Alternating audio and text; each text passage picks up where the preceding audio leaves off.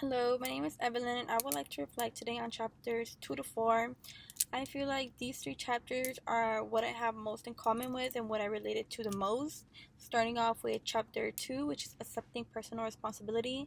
So, before taking this class, I never understood what a victim or creator mindset were, and I was to one personally have the victim mindset, which I didn't want. So, I started to change that about myself when I realized and started reading the chapter that mindset was not healthy for me, and it was just nothing I did not want to continue, which is an example where I used to blame my family and my friends for failing my courses and never having the time for myself and always putting their needs before mine. But then I soon realized that was wrong, that sometimes you do need to prioritize other than yourself, because it's just very selfish.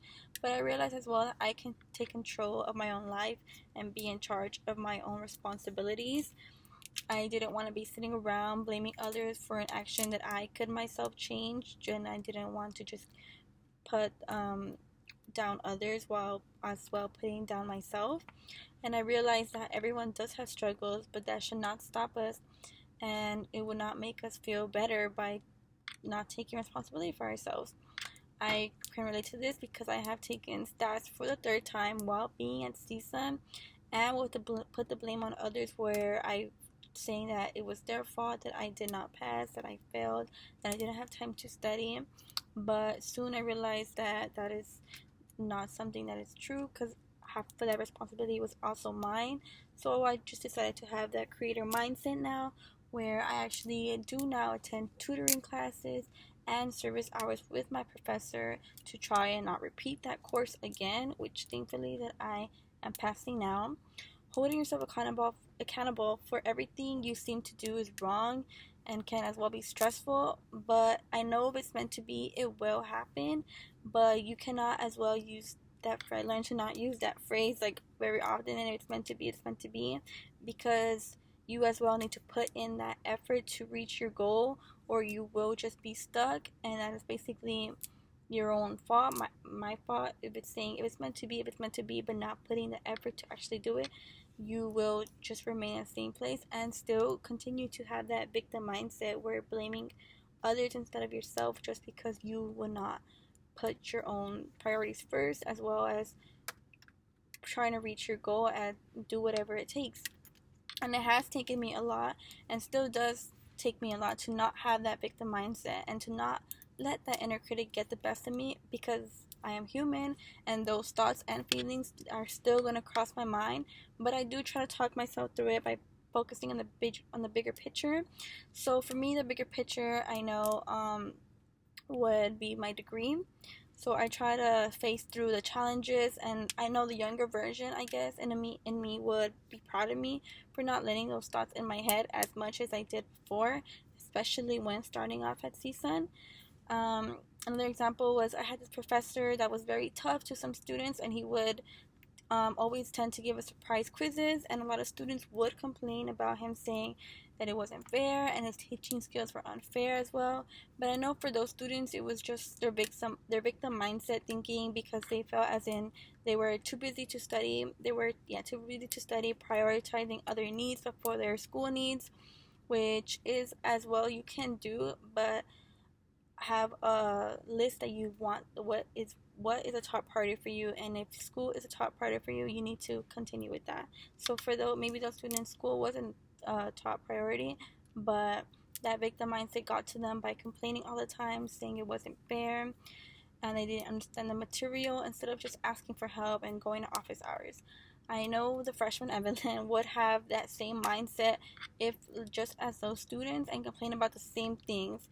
But now I just don't want to let my pride get the best of me, and it was as well not healthy to continue having that mindset. And it was just pure laziness that got to me, and a lot of procrastination, which is especially not a creator mindset, where now my goal is to reach that. But I still, as I said, I do have a lot to work on myself, but hopefully I will get there.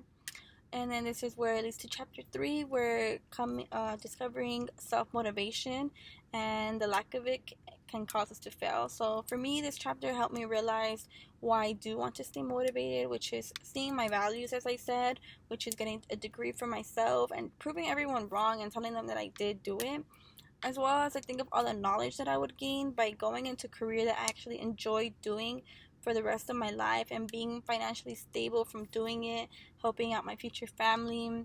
Staying committed is one of the hardest things that I probably have had to do for myself, but knowing it is all worth it makes everything just worth it. So all those sleepless nights crying because of how anxious I was, especially during finals week. But before this course, it was very hard for me to have self motivation, especially when others expected so much from me. I felt as if I was never able to fulfill those accomplishments for them.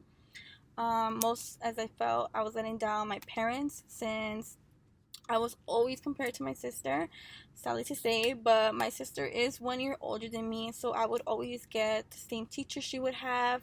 First, when seeing me, they expected me to just be like her, getting the answers right, sitting quietly in class, and just being the A student. But I was in fact quite nothing like her. So every parent-teacher conference, almost all the teachers will comment to my mom how I wasn't like my sister and how I should learn from her.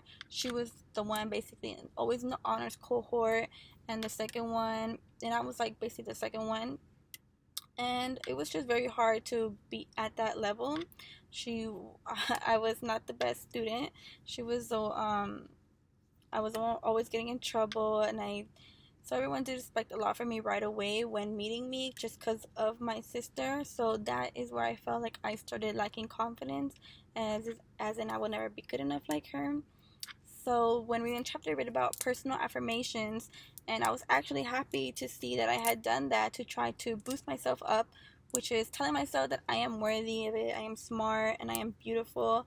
Um, my boyfriend was actually the one actually tell me about this, because he said when he was in high school, he would tell himself in the mirror that he is handsome and smart, and I actually thought it was funny when he told me this, because I never would thought of it, and I never would think that it would work, but it actually did. I would actually started with recording videos of myself, telling myself how much I was worth it, and no matter who I compare to, I am not less than them. I started watching these videos of myself repeatedly, and as well started saying them to myself repeatedly, just trying to believe myself to have that self-confidence. Watching a lot of YouTube videos, power motivational speeches is also a good way to boost and motivate. That I boosted and motivated myself to keep on pushing through all the struggles and obstacles in our way. I do have a favorite video called When Life Breaks You, which is a short 5-minute clip that basically says to keep going and stating personal affirmations you can say to yourself, which brings me up especially in a depressing time when I don't feel as happy and like motivated as I should be, especially during school or during even life, or with my relationships, with my family, with my friends. Through anything, it just helps me just to push myself to get back up. And as well, it does make me cry, but as well makes me see the potential that I have within myself, and just to see my value, to keep on going and to reach my goals. So with all this comes with chapter 4, which is managing our time, which is something I as well related to a lot. Where it talks about how people cannot manage time, but we can manage what we do with our time. As well, if we truly do want to accomplish a goal, we must do. And I know that I can do so much more with with my time, especially the importance of my actions can impact what my future self does. So in my free time, I know I could spend more time studying and doing homework. So, but compared to how I was in high school, my studying time has gone up so much that I actually am proud of myself. So, especially during the beginning of the school year, I know I can believe I can spend more time studying, which is what I hope and push myself to do every day. And I know the author talks about quadrant 2, where the creators tend to fall in. So I will not lie, I still tend to do assignments very last minute, which is where I need to learn to how to manage my time management.